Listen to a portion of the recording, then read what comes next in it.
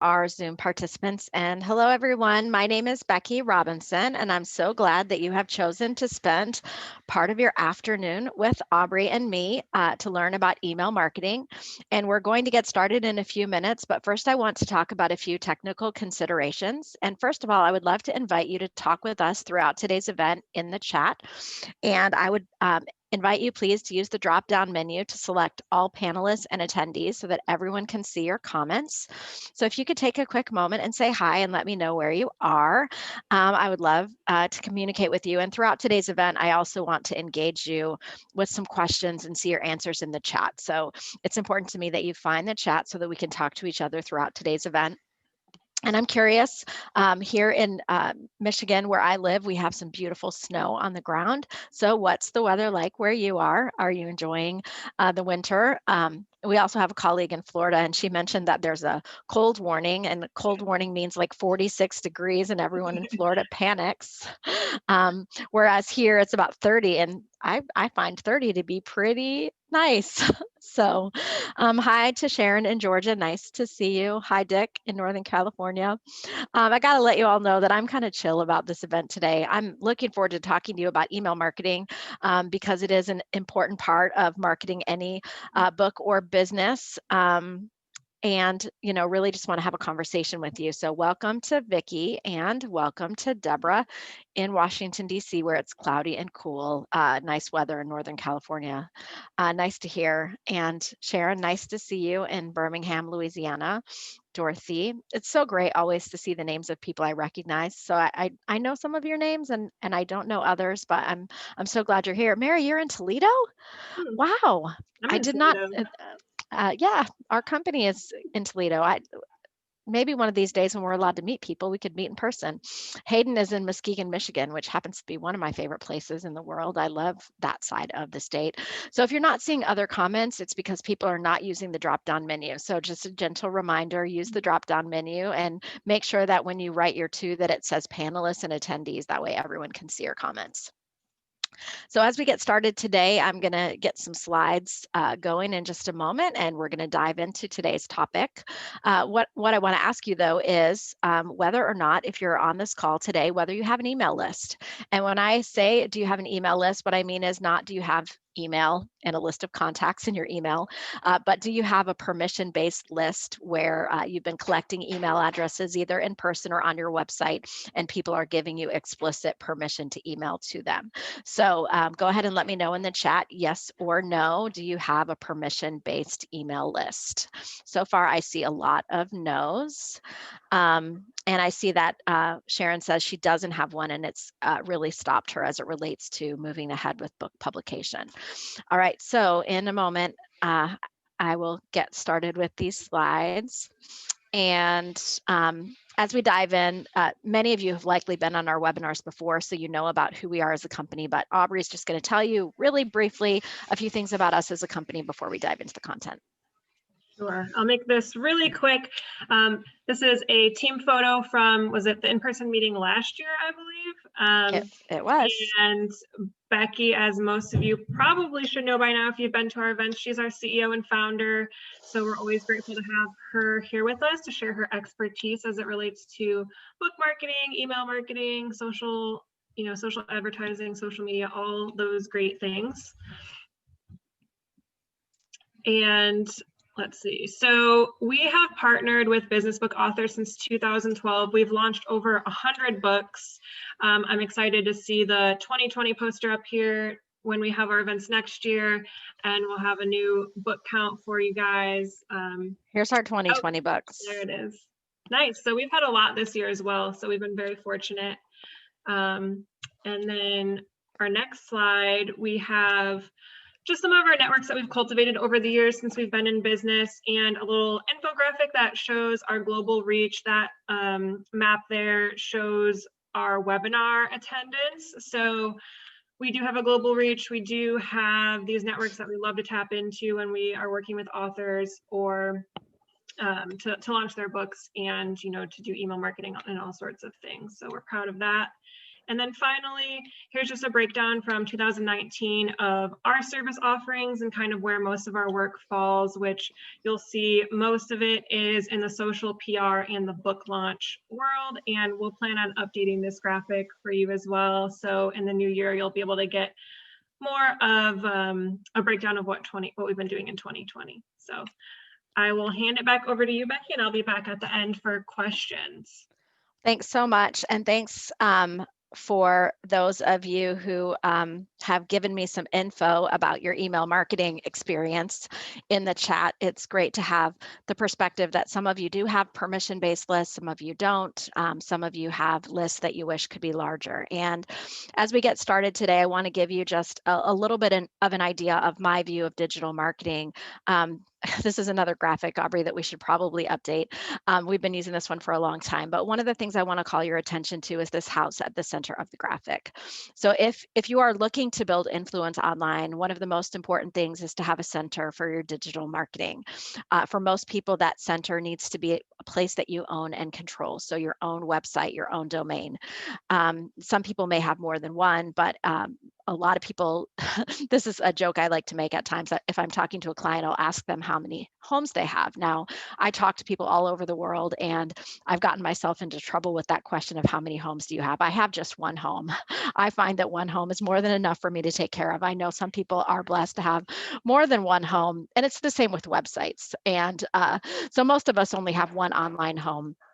I happen to have many, many websites. So the deal with having more than one website or more than one home is the complication of making sure that you keep it up to date and maintained and all of that. And so most of the time, if someone's getting started with building influence online, I recommend one home online, which is your website. Now, what I want to call your attention to as it relates to this graphic is that right next to this house, there is a mailbox. And the mailbox represents the permission-based email list. And the key priority of any digital marketing campaign is to get people to the site that you own and control. And I know a lot of people may have a different perspective. You know, I talk to authors sometimes and they say, oh, well, you know, I've been building my following on LinkedIn. Well, so have I. You know, it's an important thing to do. But the difficulty is that LinkedIn then owns all of those connections. And so if you have 500 or if you have 5,000 connections on LinkedIn, there's no real easy way to stay in touch with those people. You know, you're crossing your fingers when you post an article like I did yesterday and hoping that people see it, hoping people engage with you. But there isn't an easy way, you know, apart from potentially investing in a utility to scrape LinkedIn's data, which is probably against their rules, to get those email addresses. What you don't have is permission to email those people. So while it's definitely good to build your connections on social media sites, and I highly recommend growing your LinkedIn following, what's more important is to get people from social media, which you'll see is like a circle outside your website. You want to attract and engage people on social media sites so that you can bring them to your website. And then once you bring them to your website, what you want to be able to do is to convert them from someone who is casually reading what you have to offer to giving you permission to stay in touch with them. And that's what we want to talk about today, about the importance of having a permission-based list.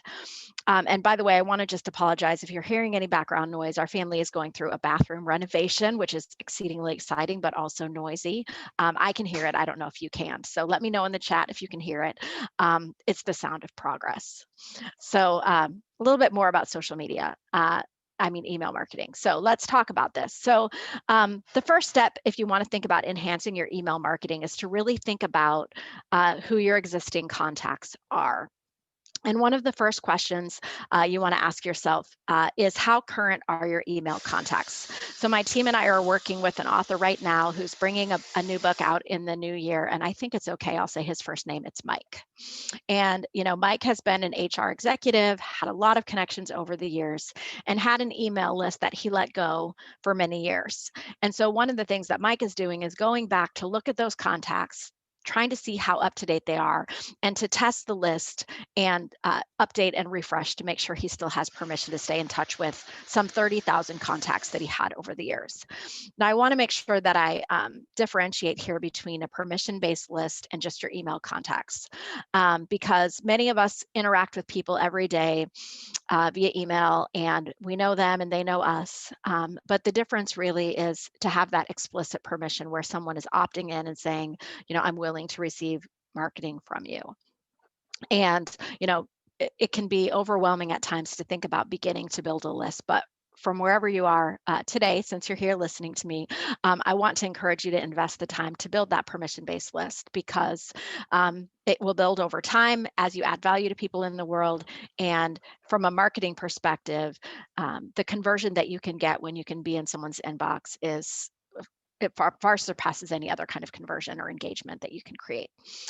So as you're thinking about your existing contacts, you want to think about how current are your contacts, how current is your existing permission-based list, and then when's the last time, if you have a list, that you sent email marketing. What sometimes happens is people start to build a list, but they never email the list, and so that list can get cold or stale, and people may forget that they've given you permission, which can cause a problem. Now, another question is to think about, have you ever previously emailed your LinkedIn contacts?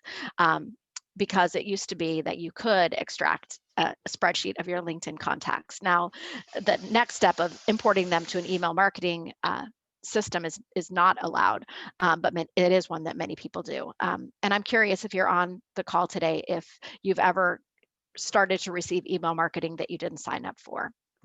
And if you have you ever seen one that says, well, I'm emailing you through this MailChimp account because we're LinkedIn connections? Anybody ever seen that kind of email? I'm curious, if you have seen that kind of email, how you felt when you received it. Because most of the time, if someone adds me to a list without me giving them permission, I'm not really all that happy about it. And so that's one of the reasons why it's so critically important to be careful with email marketing. So if you don't already have an email list that you're working on right now, one of the things that you can do is to optimize your website for capturing leads. And I really should have a graphic here, Aubrey. I completely forgot. But what you want to make sure is that your website has an obvious opt-in. I'm going to really quickly, if I can. Well, I was going to pull up a browser, but go on any website of any author or any business, and one of the things you'll often see is a subscribe button. And one of the things that I always encourage people to do is to think about, instead of saying subscribe, how many people really want to subscribe to one more newsletter. Focus instead on the value that you can bring to someone who is receiving your emails. Make it clear that if people sign up, what they can expect to hear from you. So what will you be writing to them? How frequently will they receive messages from you? And what is the value that people can get from being a part of your list? I get a lot of resistance when I talk to authors about email marketing. And one of the reasons is because I think that authors often are on each other's lists. So if I'm an author and I'm on another author's list, it can get tiring. And I might think, oh, why should I have a list? So-and-so is always emailing and it's not relevant to me. And the important thing to do is to think about, instead of having other people like you on your list, you want to have your target audiences on your list. If your target audiences are on your list, then they are wanting and looking for the information that you have to share. The best analogy that I've come up with to describe this is thinking about this from the perspective of a parent. So imagine that you are a parent, and imagine that you have a child with some type of food allergy, and you have struggled to know how to cook and prepare meals that your child can enjoy, or to find products that your child can eat. Suppose you found someone with an email newsletter who was explaining and giving resources and recipes and ideas of how to deal with that food allergy. Well, chances are when that email came into your inbox, it would be the first one you would want to open. And so what I would encourage you to do is to really think about making sure that your content is attractive and valuable to your core audience, so that they're so excited and happy to open your emails because they know there's value there for them. So once you have an obvious opt-in on the main page of your website, and you want it to be near the top of your website, or a pop-up or something that people would see very quickly upon landing, you want to consider creating a lead magnet and a supporting campaign to attract new signups. If the word or phrase lead magnet is new to you, please let me know. I'll do my best in the short time to explain it. But basically, a lead magnet is any content of value that you create that you offer to people in exchange for their email address. So if you go to weavinginfluence.com and you click on resources and then ebooks, you'll notice that we have 6 or 8 free ebooks. Those are all what you call lead magnets. We're offering them to our audience free of charge, and all you need to do to get those for ebooks is to give your email address. So at the beginning of COVID-19, our team worked very quickly. We came up with a free ebook about virtual events. I think it was called Go Virtual. And within a short amount of time, we added 500 or 600 people to our email list. So the value of a lead magnet is that you're attracting people who are interested in the type of content that you have to share. And then you can nurture them and get to know them and build a relationship with them through email. So feel free at any point to put questions in the chat. I have the chat open. I'm looking at it, and in case something I'm saying isn't clear, I know I'm going fast. So the other thing, once you have a lead magnet created, what you want to do is use a landing page with one clear call to action. So a landing page is different from the other pages on your website in that typically it doesn't have any navigation. So if you are on a social media channel, and you want to share with someone about your free ebook, when they get to the page, the only thing they can do is put in their email address in order to get the ebook. So there's no distraction, and that's a great way to grow your email list. We've been working on growing the Weaving Influence email list since I've been in business in 2012, so over about 8 years. And we've used a lot of these tactics, creating free content. I'm going to talk on another slide about some other tactics that we've used. But throughout the journey, people come and people go. And at the current time, our list is about 22,000 people, which is wonderful. At any given moment, if I want to, I can send an email and, I can engage with those 22,000 people that I've had the pleasure of connecting with over the years. And just a really quick story. At times, I think people get frustrated because this process of building influence seems to take a long time. And what I've noticed now that I've been at this for a while is that what eventually happens is you get momentum from your efforts. I had a referral come into our company a few weeks back of a woman who was needing some support marketing a training product. And she said, "Oh, Nancy referred me." I'll just use first names. And I thought, I don't know Nancy. So I went into our database and did some searching. I still couldn't find Nancy. So I went on LinkedIn. I found Nancy. I connected with Nancy. I said, "Nancy, how did you know me to refer me to this person that you sent my way?" She said, "Oh, I've been on your list." So she gave me her email address. I went back to the database. I found that she joined our list in 2016. And Nancy's been getting my emails. And at just the right time, when she had a friend who needed what I do in the world, she showed up in my inbox. And, you know, what I see is more and more, the longer I'm cultivating our email list, the more situations like that arise where, people receive emails for a while and then eventually when the time is right, they remember us because of the value that we've been adding to them in the world. So another thing that you can do in, when it's not COVID, you can utilize events for capturing leads. And so if you're at an in-person event, you can go old school and create a handwritten list where you say, "Hey, would you like to receive information from me?" Or you can collect business cards. For both virtual and in-person events, you can ask event organizers for access to their attendee list if that is kosher with their attendees. You can also use a really great utility called Join by Text, where people can send a text message to opt in, and it's similar to using a lead magnet where people text a number and they can get a free resource. Or you can use that landing page approach where you have a web page where the only thing to do is to give their email address and stay in touch with you. Another thing that you can do is use webinars for capturing leads, and our team has been doing this for a really long time. If you go to our webinars channel on YouTube, you can view one of the 135 or 40 webinars I've done since 2013. This is one that we did way back in the day. The Leadership Opportunity Fest. There's no year on this graphic, but I'm betting this is about 2013.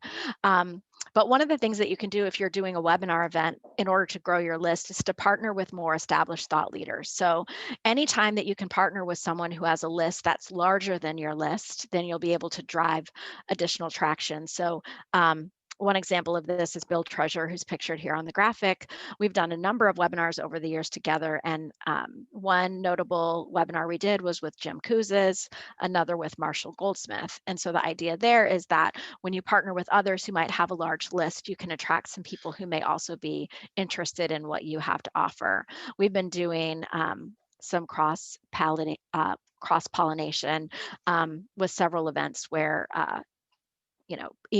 each author will invite their list, and then the list of webinar attendees is added to each author's list, and so they get to grow their reach.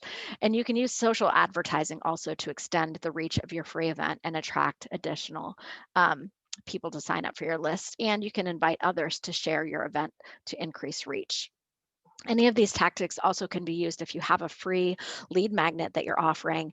We did some coordination with authors where different authors in our network are choosing to include each other's lead magnets in their email marketing, and in that way expand the reach of all their efforts. So once you have a list that you begin to grow, it's incredibly important to make sure that you're sending valuable updates along the way, and you set up an established cadence, a sustainable cadence for your email marketing. One of the things that our team is working on this month to help share some additional content on email marketing is a blog post that's going to come out next Tuesday. And in that blog post, one of the things that we've done is we've listed a few newsletters that our team particularly enjoys. And I would encourage you, if you're just beginning on this journey of email marketing, to go ahead and sign up for some newsletters of interest to you on different business or thought leadership sites so that you can see what type of approach you enjoy. I'll give a quick shout out. One of my very favorite newsletters is from Whitney Johnson. Whitney Johnson was one of the first clients of our company, and I love what she's done with her newsletter over the years. It's very personal. It contains a lot of value. And it's always thought-provoking. Another newsletter I enjoy is one from Chris Brogan. And Chris gives some marketing insights and is also very personal. So, you have to really think about who your audience is and what type of newsletters would be most valuable to them and what kind of content they're looking to you to provide. And one of the ways you can do that is once you've had a list going for a while, you can survey your list to find out what information they would like to receive from you, which can give you some ideas as you plan your email marketing. But certainly downloading other thought leaders' lead magnets or signing up for their newsletters can give you some ideas about how you can be more effective with your own efforts. So a few quick advanced approaches, and then I'll be glad to take any questions that you want to put into the chat today. Once you've been email marketing for a while, one of the things you can do is review your metrics to determine how effective your email marketing is. And one of the key metrics that you want to look at is open rate. And you can also typically compare the open rate on your email to industry standards. Anytime I have an email that's open more than 50%, I know it was a really highly effective email. And you can do things like A/B test subject lines, or you can test optimal days for sending or optimal times for sending. Another advanced approach is to have a campaign to nurture your contacts. So if you've ever downloaded one of my ebooks, one of the things you probably noticed is once you download the ebook, you get a series of emails. And those emails may give you more information on the same topics, or they might ask you questions, or they might invite you to connect with me on LinkedIn. Most of our ebook campaigns include 4 or 5 emails over a period of time. And the purpose of those campaigns is to nurture you, to help you by providing more value over time and by continuing to build a relationship.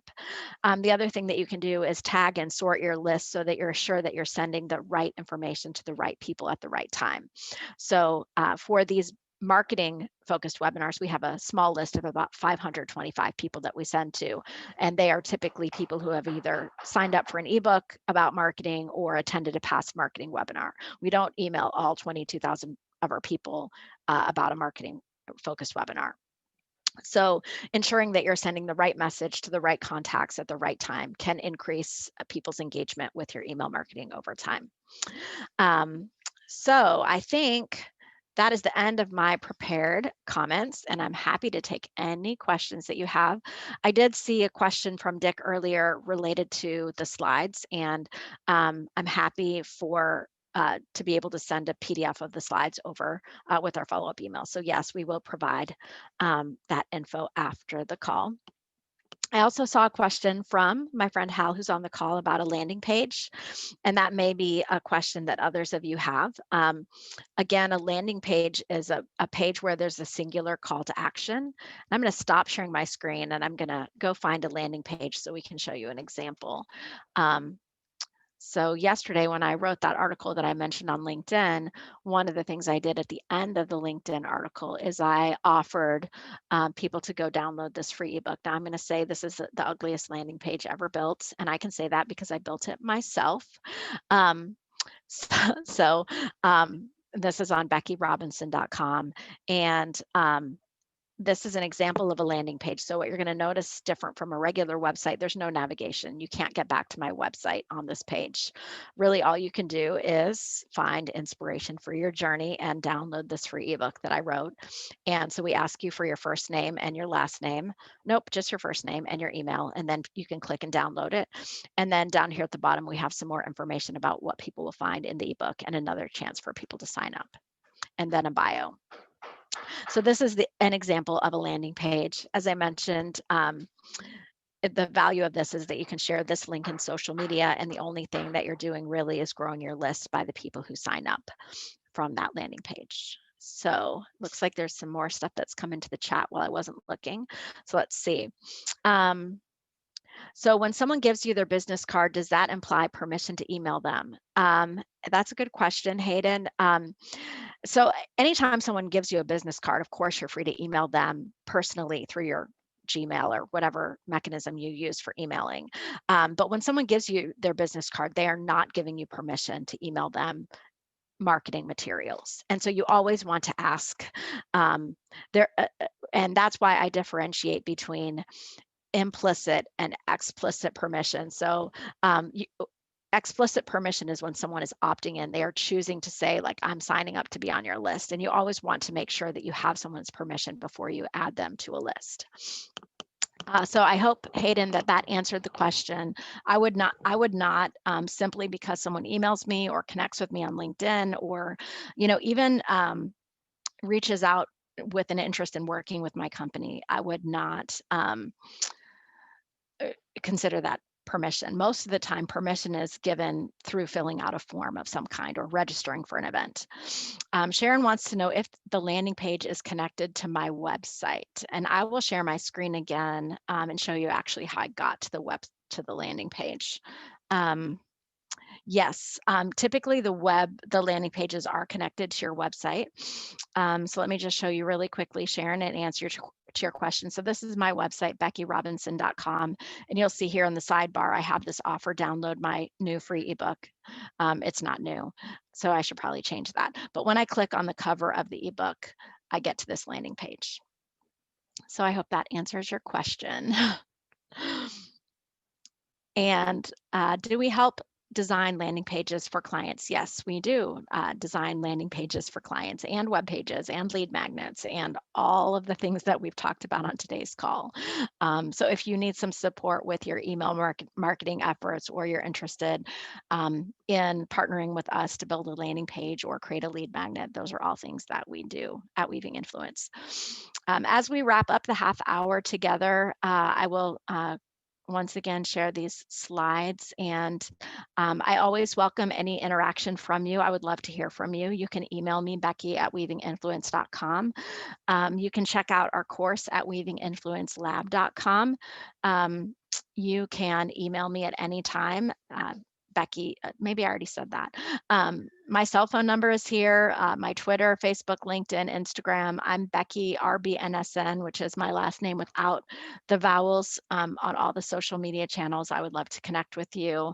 And so I think that concludes today's event. We will be back in the new year with 12 new marketing focused webinars, and we're going to continue our current schedule, which is Aubrey, can you help me? I can't remember. Today is Tuesday.